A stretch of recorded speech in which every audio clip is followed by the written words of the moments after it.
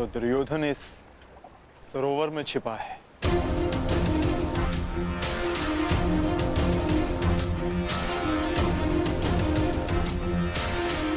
आवाहन दो विकोदर।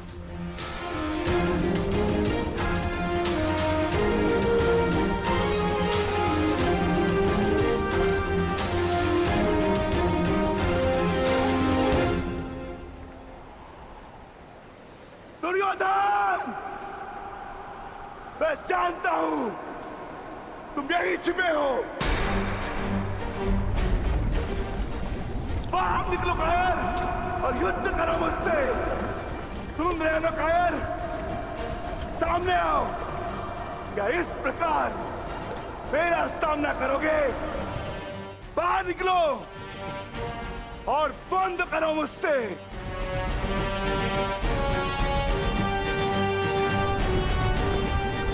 आज तुम्हारे मामा श्री तुम्हारा साथ छोड़कर चले गए और शीघ्र ही मैं तुम्हें उनके पास भेज दूंगा।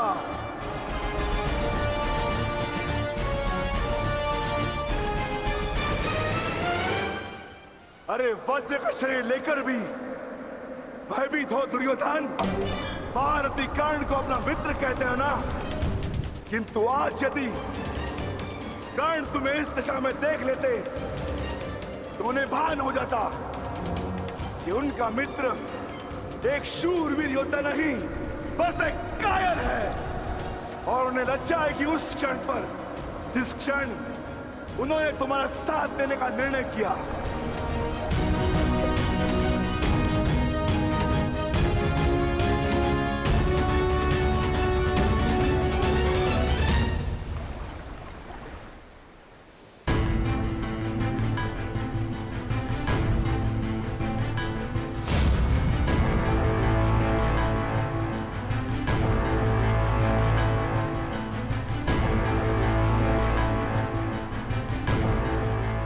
विकोदर,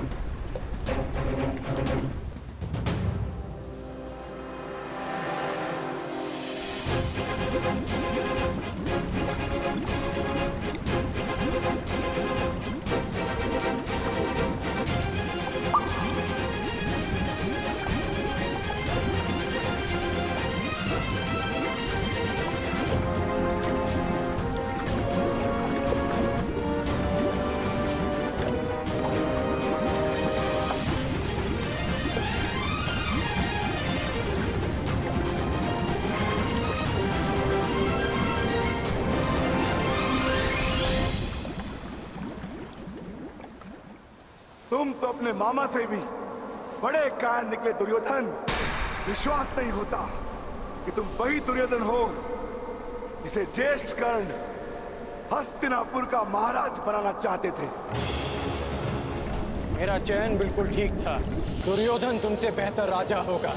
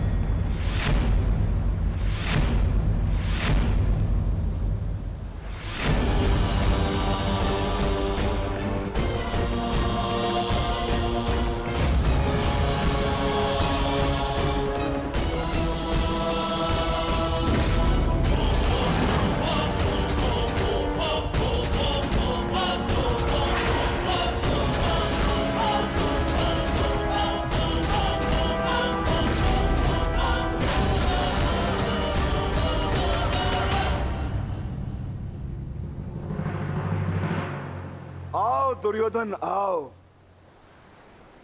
स्वागत है तुम्हारा। एक क्षण के लिए ऐसा लगा कि तुम इसी भांति सदैव छिपे रहोगे। मुझे तुमसे छिपने की आवश्यकता नहीं है भीम, क्योंकि मेरा शरीर वज्र का है। स्मरण है ना, कुछ समय पूर्व क्या दुर्दशा की थी मैंने तुम्हारी? स्मरण है?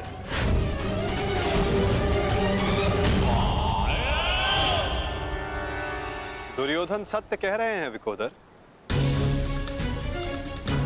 दुर्योधन छिप नहीं रहे थे, वो तो जल साधना में लीन थे। ये तैयारी तो युद्ध से पहले की थी दुर्योधन, है ना?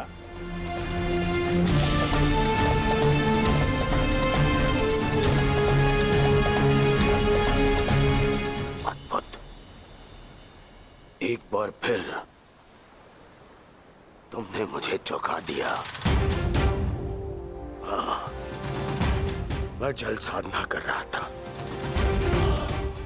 जो मेरे गुरु बलराम ने मुझे सिखाया है।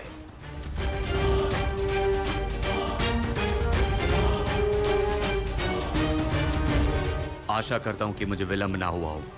जो चाहे साधना कर लो दुर्योधन, परंतु आज तुम्हें मुझसे कोई नहीं बचा सकता। बड़े निश्चित हो मेरी मृत्यु को लेकर।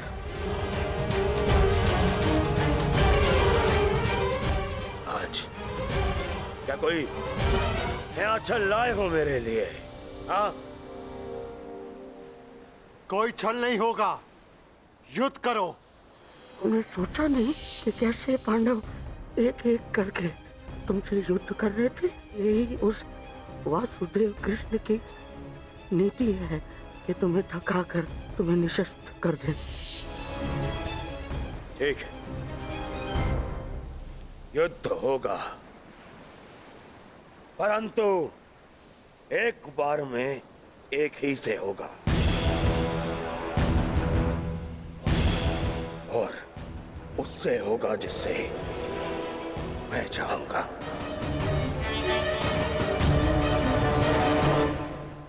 स्वीकार है।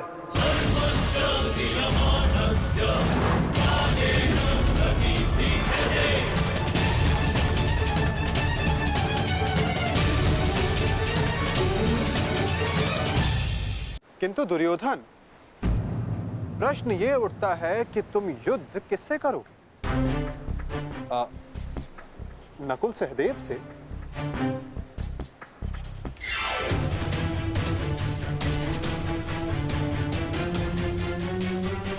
हाँ, उचित है। नकुल तुमसे दुर्बल है, तो उसको परास्त करना तुम्हारे लिए सरल होगा। और सहदेव ने तो तुम्हारे मामा श्री का वध करके अपनी प्रतिज्ञा पूर्ण की है ना? किंतु ये चुनाव करने से पूर्व एक बात सदा स्मरण रखना दुर्योधन, कि नकुल सहदेव का एक प्रहार तुम्हारे 100 प्रहारों से अधिक स्मरणीय होगा, और नकुल सहदेव को तुमसे कहीं अधिक सम्मान मिलेगा। हाँ, कदाचित इस द्वंद्व में, इस महाभारत में तुम भले ही विजयी हो जाओ, किंतु सदा के लिए तुम अपना मान, सम्मान और यश खो बैठोगे दुर्योधन।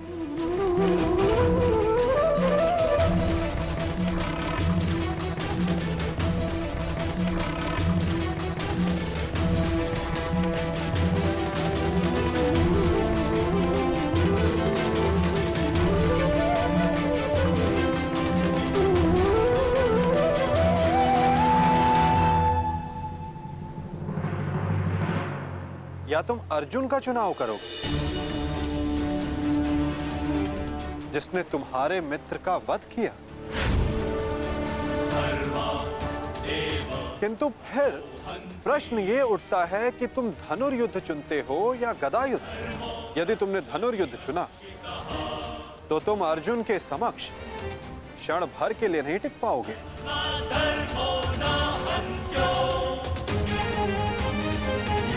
और यदि तुमने गदा युद्ध चुना तो समस्त संसार तुम्हें इस अन्यायपूर्ण चुनाव के लिए सदा धिक्कारता रहेगा।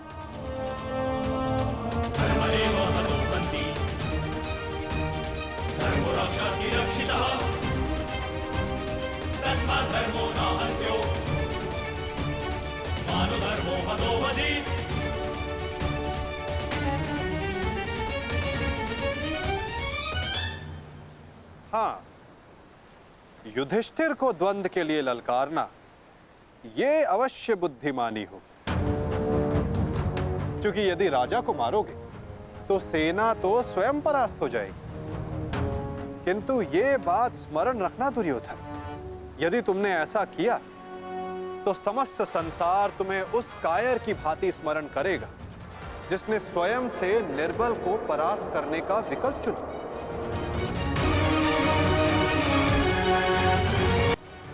अब चुनाव तुम्हारा है दुर्योधन।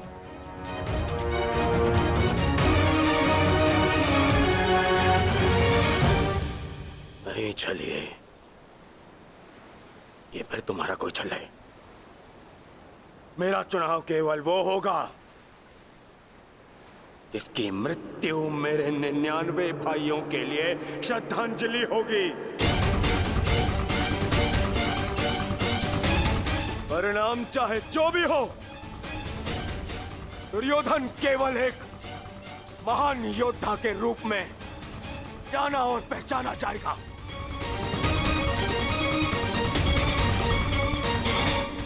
मैं दुर्योधन द्वंद्व के लिए भीम को चुनता हूं।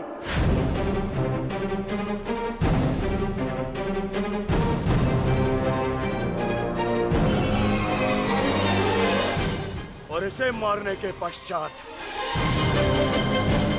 मैं एक एक करके बाकी चारों भाइयों को मारूंगा।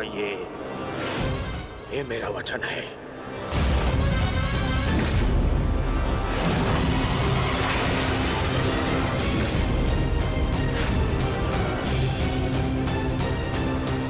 तो प्रतीक्षा किस बात की है दुर्योधन? अब समय ही बताएगा कि तुम मुझे मारकर अपने 99 भाइयों को श्रद्धांजलि दोगे या मैं तुम्हें उनके पास पहुंचा दूंगा।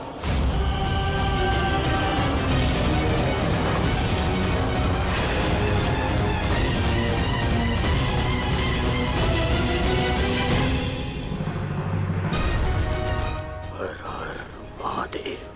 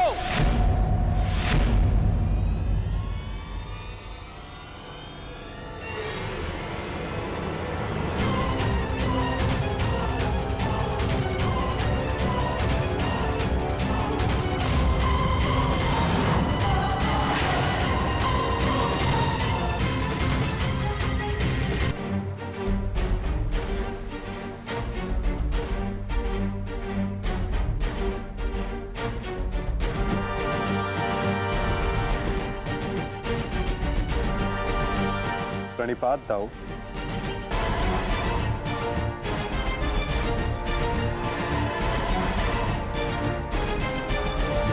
प्रणिपात गुरुदेव।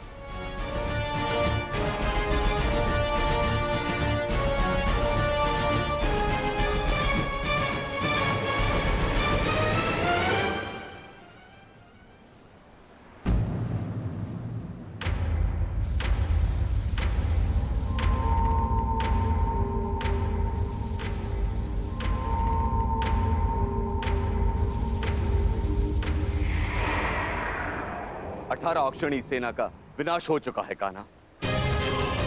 आर्यव्रत के सभी महारथी काल के गाल में समा चुके हैं। अब और कितनी आहुति दी जाएगी इस युद्ध में कान्हा? उत्तर दो। बंद करो ये विनाश, बंद करो ये महाभारत अब।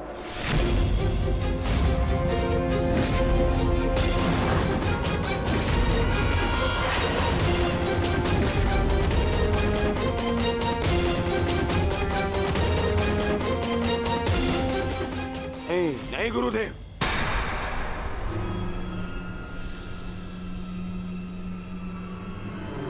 मैं इतना कुछ खो चुका हूं कि अब जब तक मेरा प्रतिशोध पूर्ण ना हो जाए ये युद्ध समाप्त नहीं हो सकता।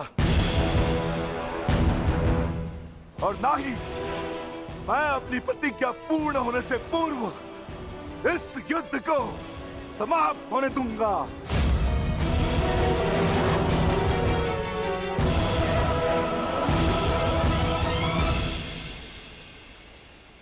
तुमने जो प्रतिज्ञा दुर्योधन के लिए ली है, अब उसका पूर्ण होना असंभव है।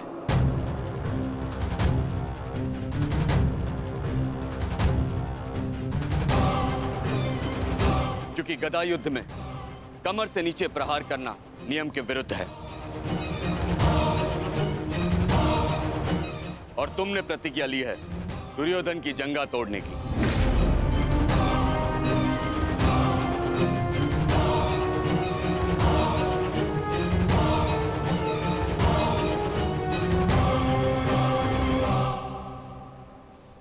कैसी अनीति दाऊ। महामहिम भीष्म के बाणों की शैया पर जाने के पश्चात इस युद्ध में कोई नीति शेष नहीं रही दाऊ। और फिर आपने तो स्वयं को इस युद्ध से विमुख रखा था ना। आप इस युद्ध में भाग नहीं ले सकते दाऊ।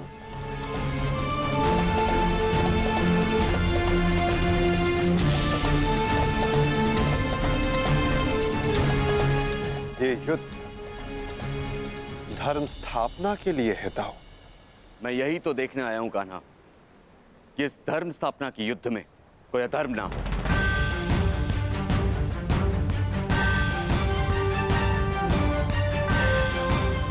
निश्चित रूप से मैं इस युद्ध में सम्मिलित नहीं होऊंगा, परंतु शरणागत की पुकार सुनना मेरा धर्म है। मैं नहीं चाहता कि कल को संसार ये कहे कि यदुवंश के कान्हा के होते हुए अधर्म हुआ।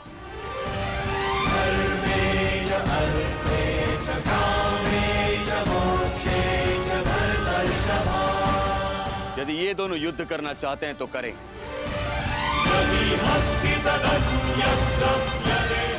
इस युद्ध का निर्णायक मैं बनूंगा।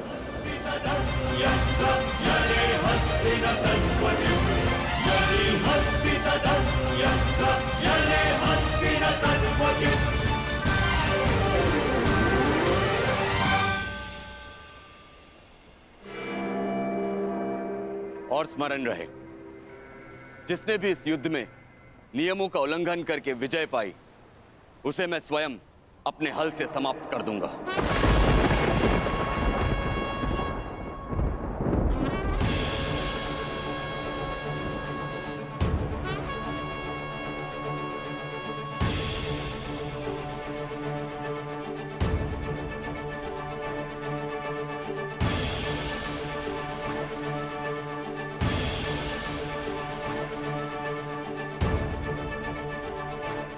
नियम वही होंगे जो गदा युद्ध में लागू होते हैं।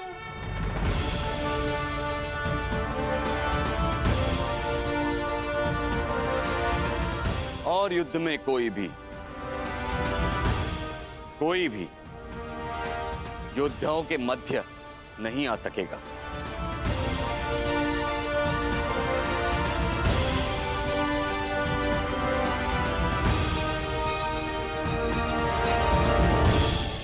इस द्वंद्व का विजेता इस युद्ध का विजेता माना जाएगा।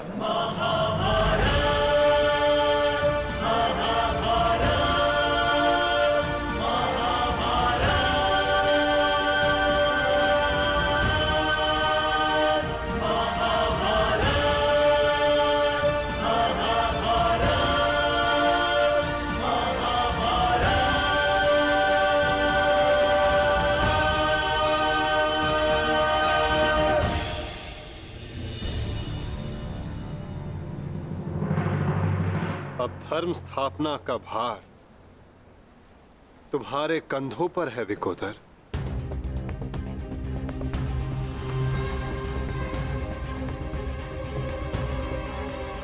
यदि मेरे कंधों पर कोई भार है तो केवल मेरी प्रतिज्ञा का, जिसे मैं अवश्य पूर्ण करूंगा।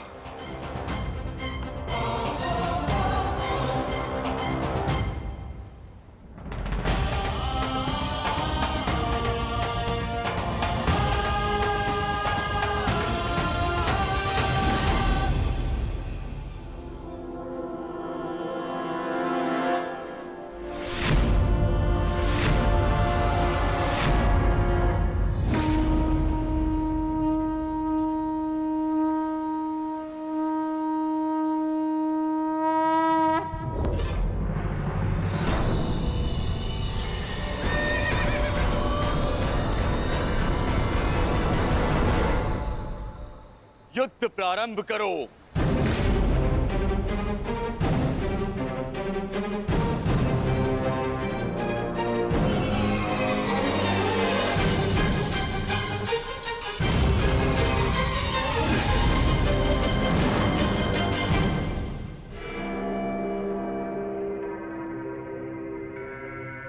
अब विजय और पराजय इस द्वंद्व पर निर्भर करेगी महाराज।